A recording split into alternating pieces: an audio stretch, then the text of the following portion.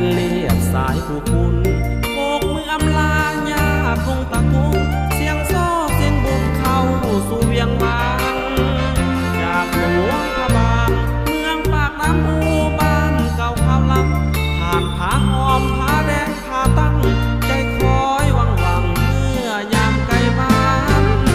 อยากเป็นนักร้องดังกึกก้องสวดห้องหานา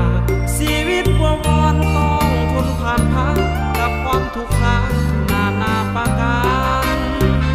ยามรถลันแดดหัวใจวัววอนสั่นคลอนเป็นบันยานบ่สมความคิดความฝันอกสะท้านไว้วันสุดท้าย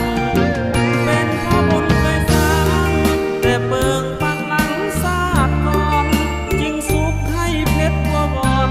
ได้พบกับอาจารย์สื่อดังสอพลพันธ์นักแต่งเพลงรุ่นเก่าข้าวหลังมอบเพลงให้อัดเสียงดังพางพางสมความหวังสมความตั้งใจบวกกับฮันมี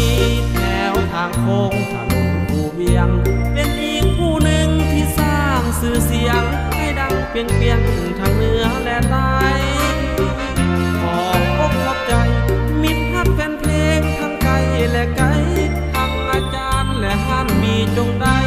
มีความสุขใสสัวฟ้ามาลาย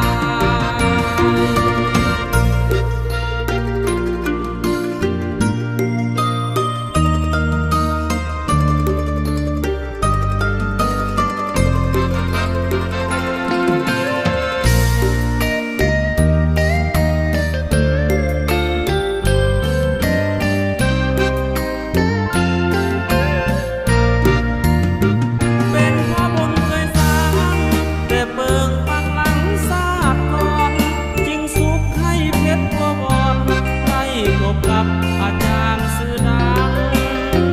สอพลพันธ์นักแต่งเพลงรุ่นเก่าข้าวหลังมอบเพลงให้อัดเสียงดังพางพางสมความหวังสมความตั้งใจบวกกับฮันมีแถวทางโค้งถนนผู้เวียงเป็นอีกผู้หนึ่งที่สร้างสื่อเสียงให้ดังเปลี่ยนทางเหนือและใต้